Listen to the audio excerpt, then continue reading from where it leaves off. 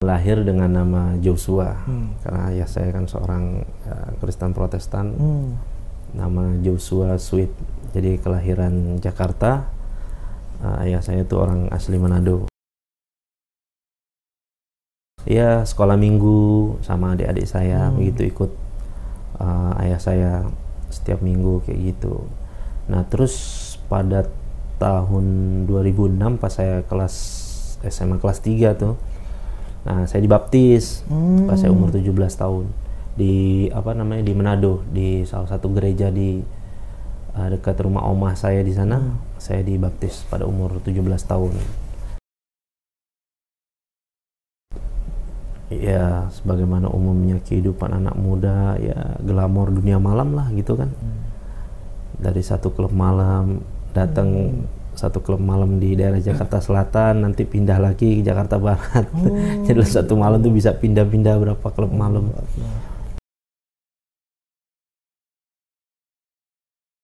Kedapatan membawa narkotika jenis ekstasi berapa butir gitu sama jenis sabu gitu. Berapa plastik gitu kan. Nah, saya kedapatan, terus udah akhirnya saya masuk penjara.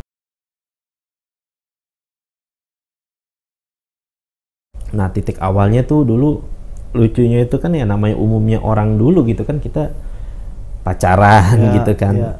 Nah, dulu saya ada punya pacar tuh kurang lebih selama pacaran, mungkin sampai di 3 tahun lah kurang lebih lama. Saya kuliah, dia kuliah juga gitu kan. Ya namanya anak muda gitu kan, kayaknya rasa dunia ini milik berdua aja gitu kan. Tapi dari dia tuh saya belajar satu pelajaran penting. Allah kasih banyak pelajaran penting buat saya.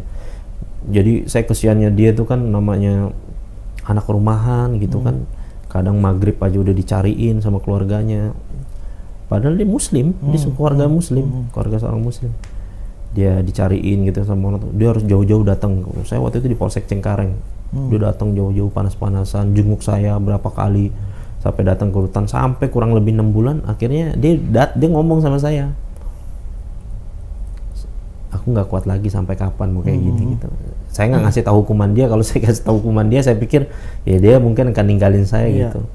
Terus saya bilang ya udah kalau memang udah begitu ya saya nggak bisa maksain kamu juga, saya bilang gitu. Tapi setelah itu gimana ya, karena saya merasa memiliki dia gitu. Jadi kayak seakan-akan dia tuh punya saya gitu. Jadi seakan-akan dia memiliki saya gitu, sehingga sedih saya gitu.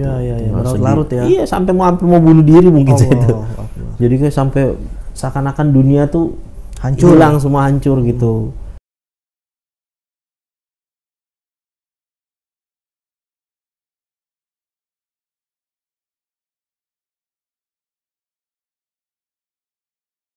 Disitulah kayaknya Allah tuh ngancurin hati saya tuh dihancurin benar-benar. Tapi saya dapat pelajaran penting ya, bahwa dalam kehidupan dunia ini sesuatu yang bikin menyakitkan hati manusia nih karena manusia ini merasa memiliki segalanya. Itu punya dia. Nyakit itu ya. Seperti istrinya dia merasa istrinya ini punya milik dia. Ketika istrinya ninggalin dia akan seakan-akan seorang istri juga suaminya milik dia. Suami ini suami saya. Padahal apa? Istrinya punya Allah. Seorang istri suaminya punya Allah. anak juga kan, anak kita nih punya Allah, ya kan? Kita di dunia ini punya apa emang? Iya, betul. Ya kan? Karena kita tuh rasa kita memiliki kita tuh tinggi itu yang menyakitkan hati kita. Itu yang menghancurkan hati Kecewa kita. Iya. Seperti orang dia punya anak, sayang, cinta sama anaknya diambil oleh Allah Subhanahu wa taala. Sebenarnya kalau kita paham hakikatnya, kenapa kita harus nangis, sedih mungkin wajar. Tapi kalau diambil sama Allah kan memang anak itu bukan punya kita. Iya, betul. Itu punya Allah. Dia itu punya Allah yang menciptakan dia, Allah kan. Yang memelihara dia, Allah. Betul.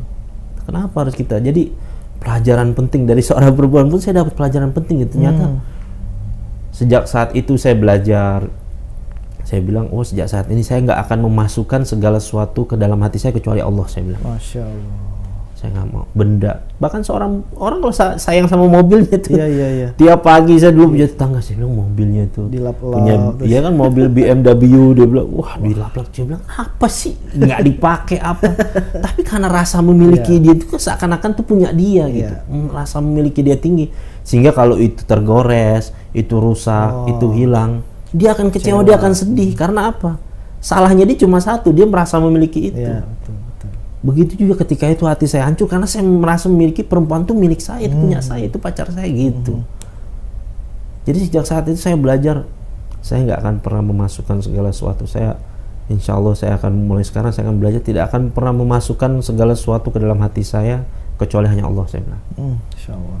Maka saya, kalau saya punya istri, alhamdulillah Allah yang karuniakan saya istri. Istri ini bukan punya saya, ini amanah dari Allah. Allah cuma kasih amanah saya sama saya, anak dikarunia anak, ya kan, ini anak, ini amanah dari Allah, bukan punya saya, ini anak saya.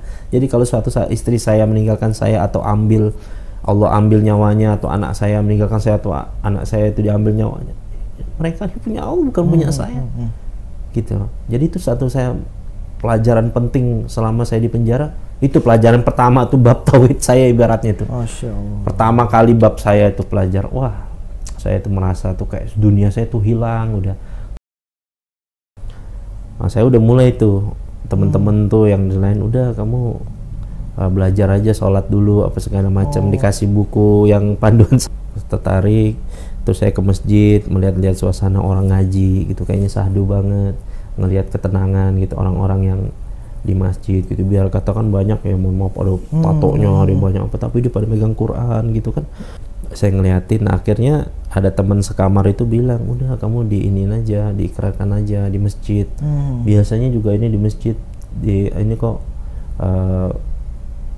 ya atas kehendak Allah tuh, memang ketentuan Allah ya, tanggal 11 bulan 11 tahun 2011. Itu syahadatnya itu? Iya. Masya Allah. Saya juga baru tahu pas dicatat itu kan, dikasih ya? itu kan.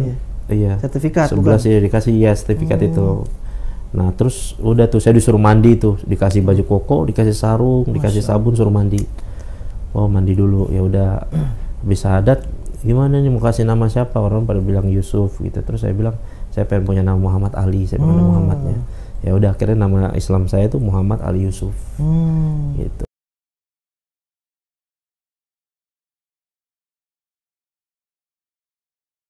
Pelajaran dari pertama itu kan apa namanya yang saya dengan perempuan itu, tapi hikmahnya itu saya tuh ketemu istri saya tuh di dalam penjara. Oh, Masya Allah. Saya ketemu sama-sama ini juga? Enggak, jadi enggak. Dia tuh lagi ada salah satu keluarganya lagi ngebesuk. Lagi ngebesuk ya, mungkin tuh doa saya nggak nyangka juga, maksudnya saya punya jodoh orangnya.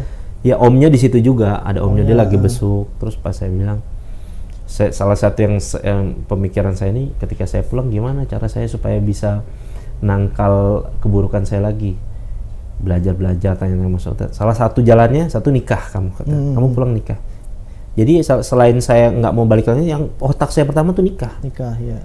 Karena dengan nikah insya Allah akan keren lah gitu. Jadi nggak suka-suka sendiri kan, kita nih udah punya makmum nih. Ya kan, kita nggak suka-suka sendiri kan. Kadang-kadang orang tuh dia bisa berbuat sendiri, dia maksiat, berbuat keburukan karena dia merasa dirinya nih ya suka-suka dia kan.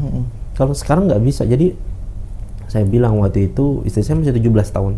Oh, ya, saya nikah tuh istri saya 17 tahun. Saya bilang saya nggak suka pacaran apa segala macam. Mana ibu kamu, saya bilang. Saya bilang, Bu, kalau mau saya pulang saya nikahin. Istri saya masih sekolah itu. Iya, masih SMA ya itu. Masih SMK, masih sekolah. Masih sekolah. Saya bilang, ya kalau nggak mau ya lupain saya aja, saya bilang. Saya pokoknya saya mau nikah, mau nanti. Ya udah akhirnya emang Allah takdirkan, masya Allah dapat istri. Sudah apa ya, karena memang takdirnya sama dia, sama yang ini akhirnya sama yang itu kan. jodohnya. Iya kadang begitu, saya juga nggak menyangka jalan hidup saya nih kok. Iya, dapat istri ya. di dalam penjara, ya kan? Padahal Dapet lagi dalam hidayah penjara loh ya. Iya. Yang nggak bebas gitu, pas udah keluar langsung. Iya. Nggak lama setelah berapa lama? Sebulan, 2 bulan. Sekitar 5-6 bulan kayaknya. 5-6 bulan sekitar ya. 5-6 bulan kurang lebih. Saya bilang ya udah kalau kamu mau nerusin sekolah kamu ya nggak apa-apa, saya bilang. Iya. Atau mau masa depan kamu ya nggak apa-apa. Berarti saya nikah sama orang.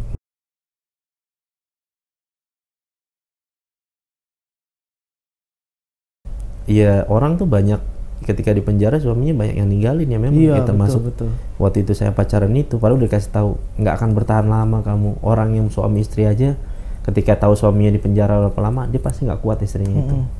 Dia pasti ninggalin. Saya bilang enggak, pacar saya setia kok sama saya bilang gitu. Ternyata memang nggak bisa begitu. Apalagi masih pacaran. Iya. Ternyata ya iya, karena itu dia pelajaran pertama yang paling pentingnya karena merasa memiliki. Ya. Jadi di dunia ini tuh jangan pernah kita merasa memiliki apa-apa kecuali memiliki Allah. Udah itu aja.